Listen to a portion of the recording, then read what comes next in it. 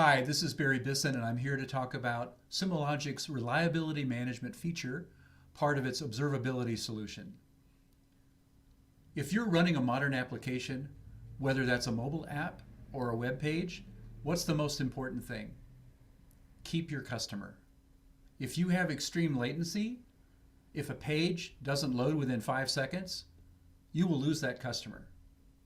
So let's take a look at a real-world example. This is an application we call Coffee Bar, and we're looking at a metric called coffee prep time.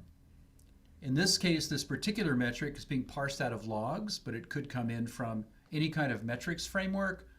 And what you're seeing is this was a critical alert, and it was resolved, thank goodness. So now we're going to look down and see the different parts of this alert. Here you can see this is the metric spike, the latency, 95th percentile that actually caused the alert to fire. Below we have correlated log messages, and we have additional alert context. Log fluctuations, which does machine learning to figure out the needle from the haystack, looking at log patterns.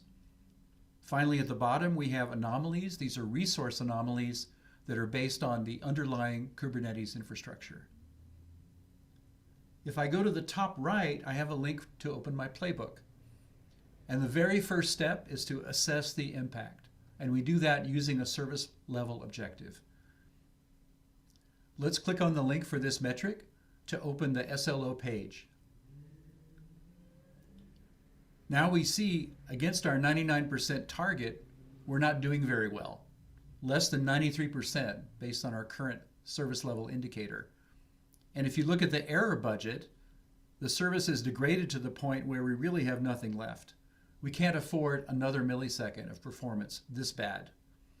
If I scroll to the bottom, my last 7 days of compliance history, I can see that I have not been compliant on any day. I have missed my target.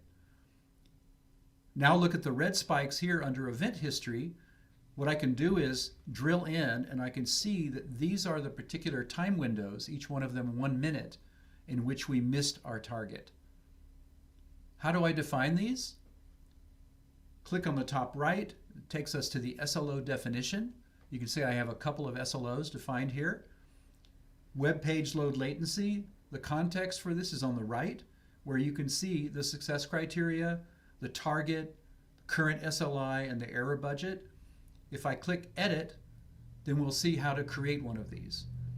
So our service level indicator can be based on latency metrics, errors, throughput, availability, or custom metrics. Currently in this example, we're using a 1 minute window and evaluating that over the course of a 24-hour compliance period. We're basing it on metrics, but you could also base it on logs. Here you can see the query that's going against the metrics data. This is from our real user monitoring metrics coming back from the browser. You can see the rule, success criteria, average of latency must be less than or equal to 5,000 milliseconds. The query preview gives us a very quick feel for whether we're going to be in compliance based on our recent data. And you can see we really should have expected to not be in compliance. This is where we define the SLO, 99% of the rolling time windows based on a compliance period of 1 day.